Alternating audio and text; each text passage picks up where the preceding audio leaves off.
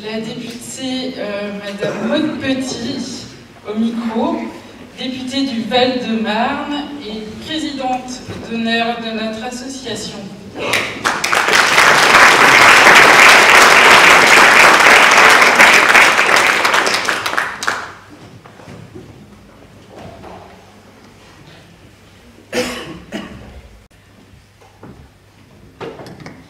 Je dois dire, assez impressionnant d'arriver.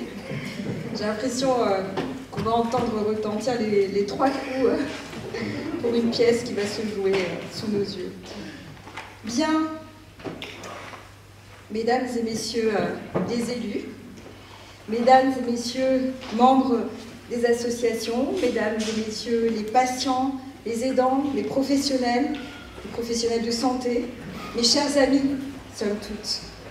Cela fait plus d'1 an que l'association SPAVER 22 prépare cet événement. Et ça y est, nous y sommes. Et dès le départ, je voudrais vous dire que je me faisais une joie de me rendre ici, auprès de vous. C'est difficile pour moi, bien évidemment, de passer après tous les discours que nous avons entendus, tant ils ont été puissants. Mais j'ai posé quelques mots que je voudrais partager donc avec vous. Je suis donc Maude Petit, députée du Val-de-Marne, présidente d'honneur de l'association, et c'était une évidence pour moi d'être parmi vous aujourd'hui, en terre bretonne, pour ce premier événement crucial. Premier, puisque beaucoup d'autres suivront, j'en suis sûre.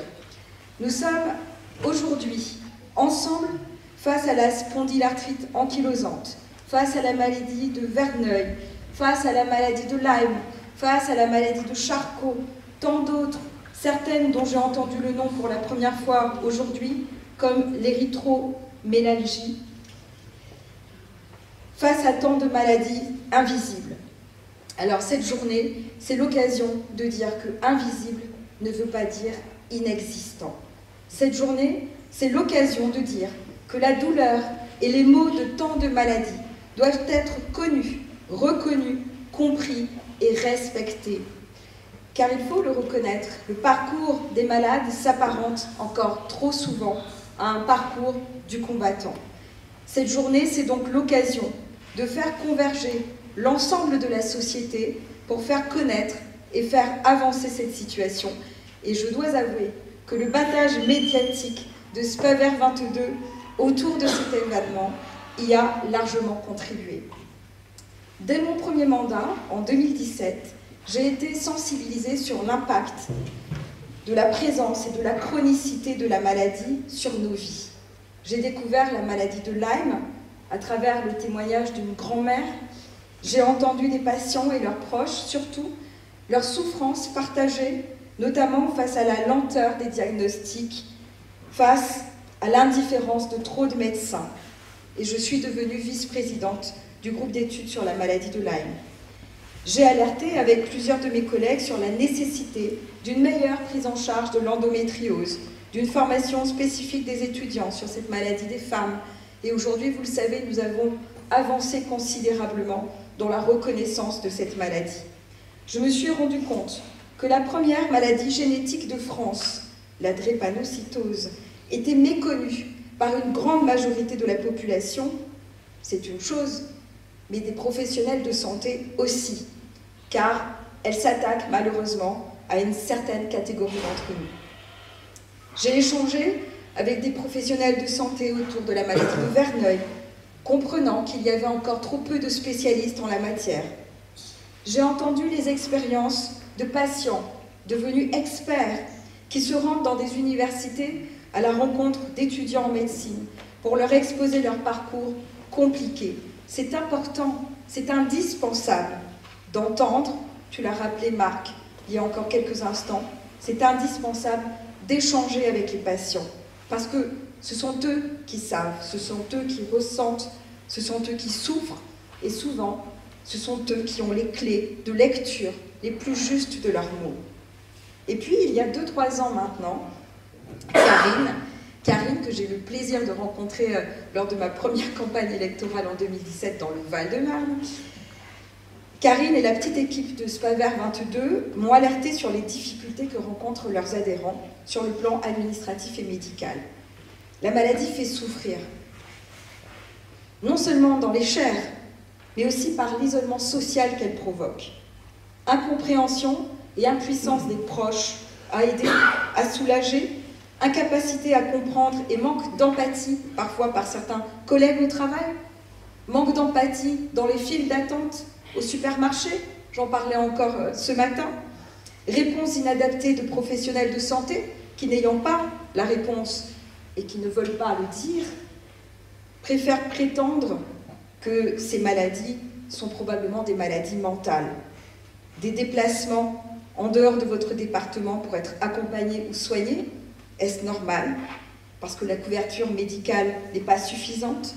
Inefficacité des textes de loi, de textes qui devraient vous protéger, mais qui au contraire vous isolent.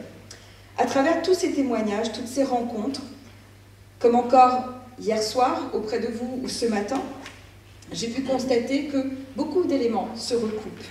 Une errance thérapeutique longue, trop longue, qui engendre une détresse importante dans l'attente d'un non posé sur le mal qui vous ronge, une inégalité de l'accès aux soins sur l'ensemble du territoire français, et je pense bien évidemment aux Outre-mer aussi, la méconnaissance d'une nécessité d'une prise en charge spécifique et personnalisée, parce que nous ne sommes pas égaux face à la maladie, les difficultés pour organiser, premièrement, la prise en charge du patient et deuxièmement, son parcours de soins, l'importance d'intégrer un petit peu plus les aidants, les proches dans ce parcours de soins, avec des prises en charge les concernant eux aussi, ces aidants, et le constat encore que la maladie crée de facto des isolements sociaux, professionnels, parfois familiaux, tu le rappelais Karine tout à l'heure, un taux de divorce et de séparation bien trop important, un isolement sexuel, et c'est pour ça que je suis très heureuse de voir l'association Andy Lover ici présente aussi, parce que là c'est un tabou sans nom, le tabou du handicap et le tabou du sexe qui se trouvent réunis, et pourtant les personnes qui sont malades, les personnes qui ont un handicap ont le droit d'avoir des relations d'amour, des relations sexuelles, et il ne faut pas en avoir honte, il ne faut pas avoir honte d'en parler, et il ne faut surtout pas avoir honte de les accompagner et de les aider. Ça ne doit plus rester tabou. Alors que tirer de tout ceci? Je l'ai dit souvent lorsque nous avons échangé avec les filles en visioconférence par exemple, il y a une importance absolue d'appuyer et de soutenir la recherche. Marc et Mickaël le rappelaient encore.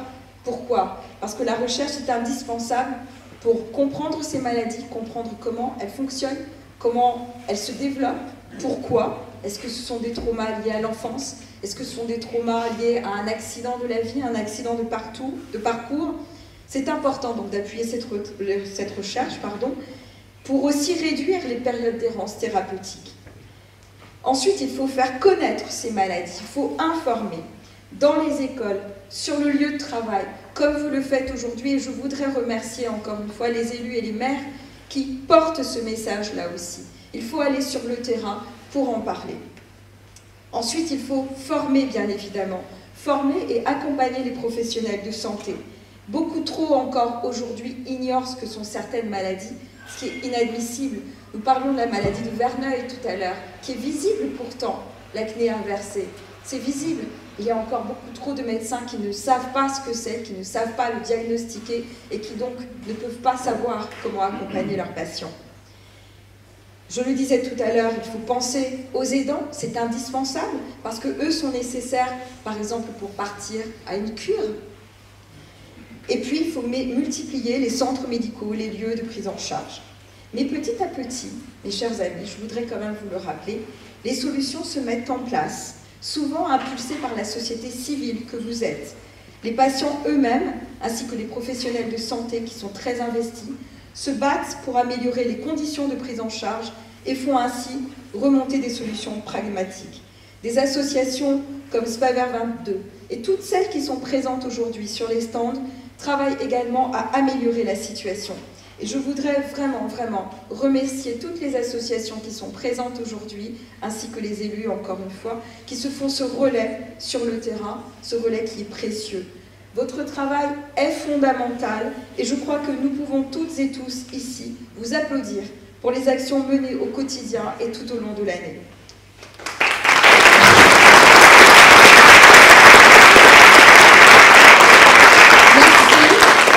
Merci à chacune et à chacun d'entre vous, et merci en particulier à SPEVER 22 pour son action. Cette journée est un bel exemple de votre investissement de chaque instant, et vraiment félicitations pour l'ampleur que vous avez donnée à votre association en si peu de temps. Sur le terrain et dans vos vies quotidiennes, cependant, malgré les lois votées, malgré le travail fourni par les représentants que nous sommes, des dysfonctionnements subsistent. Nous devons sans cesse remettre l'ouvrage sur le métier pour corriger ces dernières anomalies. Alors je veux vous le dire, parlez, faites savoir, libérez votre parole, elle est indispensable, n'ayez pas honte, il faut dire les choses pour que ces problèmes soient identifiés, pour qu'ils cessent, et il est de notre devoir à nous parlementaires d'être votre porte-parole au Parlement.